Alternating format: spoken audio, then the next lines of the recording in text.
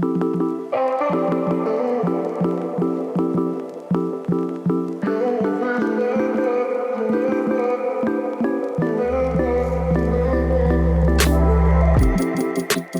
right, We are alive. what's the next question for us? What are we talking about? So I'm trying to think about this as a question, and here's kind of what I can come up with is what's so wrong about doing something small and insignificant that won't really have an impact on me or other people, but that the Bible kind of warns us against. Do you have an example? So an example would be, or that just it would be unwise to do. So an example would be, there's this girl that right? Yeah. You're friends, and you're like, okay, like you're over at her house. It's really late. You're tired. You're like, oh man, like I don't know if I can make it home. Well, the question is it past midnight yet? It's past midnight. And so you're like, okay, like, hey, can I spend the night here? I'll just, sleep in the guest bed, whatever. It'll be totally cool. Or like your girlfriend's place, I'll just sleep in the guest bed and leave tomorrow morning. You do it, nothing bad happens. You just spend the night in the guest bed, you leave, you have breakfast with her and her family or whatever the next morning, and you go home the next day. Why? Is there anything wrong with that, or is it fine? And I have a point to this, but this is a very, very oddly specific situation. Yeah, I just thought of some advice that I gave someone recently about a situation just like this. So Okay. Yeah. Well, my quick 10 cents on that would be, obviously you have to be careful of whatever you're doing, because even if the decision you make is not bad, like where is it leading you?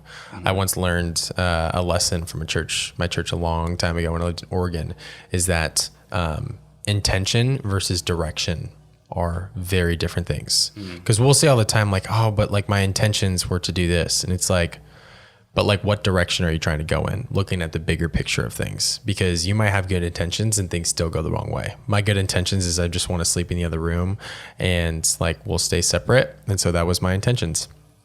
But then let's say out of nowhere you get a text in the middle of the night and it's like, oh, I'm lonely. What are you doing? You still up?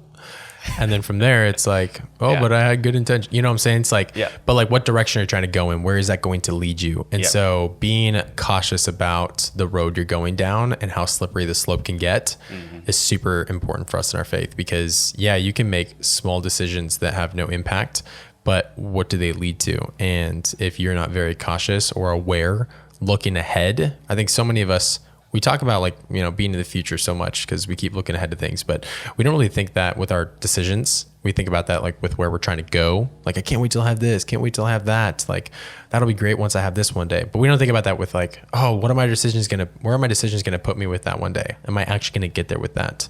And so we get in that mindset, but we kind of forget that you need to think about the consequences of your choices today and where they will put you. Because if you do that once, then maybe you'll become more okay with it. And then you're like, well, nothing happened that way. So what if it happens again and we just decide to stay in the same room together? We're not going to do anything though. And let's say nothing happens. We're going to be separate beds. I'm just going to hold her hand. And we're not going to. I heard that on a podcast one time. That's pretty funny. So funny. You'll each have your own sleeping bags. You'll just sleep pillow wall. Pillow wall. There you go. Pillow wall. That always works. I did that with my wife, and no, it's great. It keeps us separate. I need my space because that's totally proven to work. Yeah.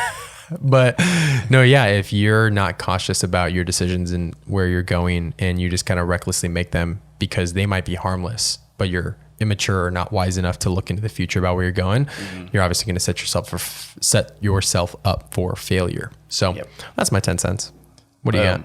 That was fantastic. That's basically along the same lines of the advice I gave my friend. But I definitely worded it differently. So I kind of mentioned it in that, kind of the habits that you have in life. Yeah. And I think it's really important to create the habit of making wise decisions, like making wisdom a habit, and it's the same exact idea. It's what's what direction is this going? Not what are my intentions. You know, wisdom doesn't look at, you know, an individual circumstance. It looks at the big picture. Is it wise for me to do this?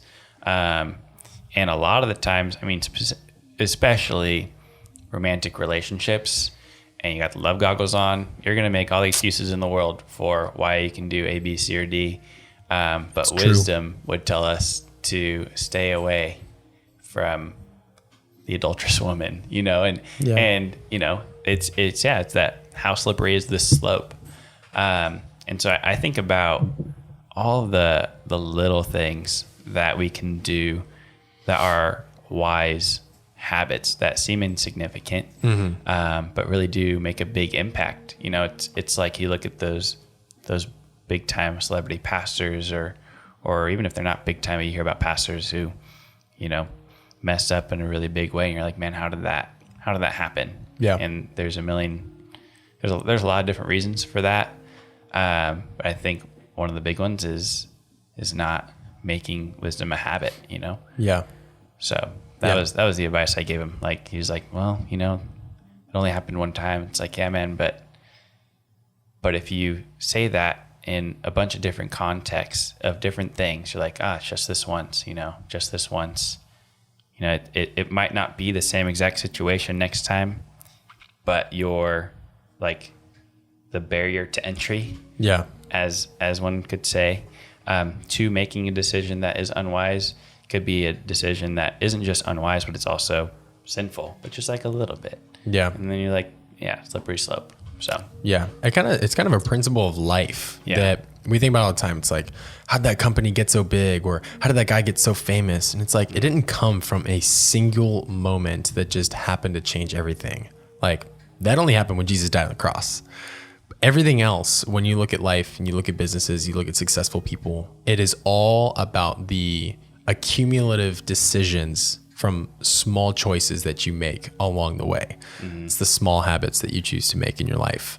So we don't think about that much. We think about the big picture. We think about the big choices that we're going to make in our life. Like, oh, I'm not going to have sex before marriage. And it's like, okay, but your small choices of choosing to push boundaries with your significant other is going to eventually lead to that big decision. And that's how the enemy works. He doesn't just give you the full blown out, like, yo, you should go and sleep with them. He'll be like, hey, you guys should go, you know, hang out alone for a little bit and just kiss. Just don't tell anyone. Just tell anything crazy. Yep. But he works in small increments, and he's like a weed, and it just slowly grows, and it gets bigger and bigger until it's way too big. And let me tell you, I got weeds in the backyard that are like massive when they grow in the grass. Yep. And some of them are so big that it is so hard to break. Like, it's so hard to get them out. And I try pulling them out, and they break in half. And like the root is still stuck in there, but I've gotten the top off. Yeah. And like, it's because I let it grow too long. I was like, dang it. Like, I really should have pulled this when it was smaller, but I was just way too lazy. But I knew what I needed to do. Yep. And I think that's the same kind of thing, is not only do you know what you need to do, but like you continually allow it to grow, but it makes it so much harder to stop. Yep. And when you do want to stop, like, there's probably boundaries or things that you've crossed that are going to stay stuck in the ground, and they could grow back. They could get buried, but like, the fact of the matter is that our ignorance and choices eventually led to the accumulation of like something so much bigger. But that's how the enemy works. He's subtle in his ways. He is quick. He is very strategic in what he does. And we don't give him, we obviously don't want to give him power, but we don't give the credit there where it's like, no, like, he's good at what he does. He really does deceive us well. But obviously it's in small ways that he tries to help us not recognize. And if we can form those kind of habits, then we give the enemy a foothold, and then it makes it super hard to weed it out. Yeah. And I also want to give people some encouragement too. There's a flip side to this where, you know, that posture is in a sense like defensive. Like, we want to cut the weeds before they get too big. But the other coin is like an offensive posture of Christianity, where it's like, hey, you know, and I have experienced some things recently in my life where I was chopping at those weeds, right? And I developed a habit of, you know, which it's a interesting example where I've made the decision to not eat dessert this year. Yeah. And so almost every single day I have to have this little tidbit of self-control to not give in and not eat that dessert. Yeah. And it's this tiny little habit that I have to do this year because I committed to it. Yeah. And it builds up that discipline, that ability to have self-control. Yep. It doesn't chip away at it every time. It builds it up. And so it makes it easier to have self-control in almost every single aspect of my life. Yeah. And so I saw that, kind of accumulate to this moment where there was an opportunity to do something that I knew that I didn't want to do. And I was able to make the decision to not do it. And it's because, I think it's because I've developed a habit of wisdom to have self-control in tiny little situations that are insignificant. And it gave me an opportunity to not give in a big moment where it really would have had different consequences. Yeah. I mean, it gets easier over time. Like there was a time where I gave up everything but water for a month. And like the first week was hard because I used to have those giant like Polar Pops that were like 144 ounces that basically gave you enough sugar for a year. Yeah. I used to have those like every day. But when I gave up everything but water, the first week was horrendous. I was like constantly just like, oh, I want this so bad. I'm so craving this right now. Like this is ridiculous. Yeah. But then after the first week, it got a little bit easier. And then by the third week, it was super easy. And then by the fourth week, it was just like natural for me to be like, I don't want soda. I don't want anything. Yeah. So even though I stopped for a month, it made it way less enticing. And now I don't drink soda like ever. Yep. But it's because I decided to form that habit, and you just kind of fight through that, like, couple of weeks or whatever it is to kind of make that decision. It just makes it easier. So in the same practical sense everywhere else, it's like the decisions might be really hard at first, but it gets easier over time. But like if you can get over that hurdle, it's going to set you up for so much more success and way less regret. Yeah, you're not pulling out weeds anymore. You're watering the fruit. You're watering the plant. Boom. That you want to be there. Whoa. Dude, beautiful so imagery. I'm about to put a canvas up here. And I'm going to put a tree and a weed right there. All right, which one you going to grow? Any last remarks? It's pretty good. No, that was pretty good. And we're already over the time too. So excellent. Sorry, guys.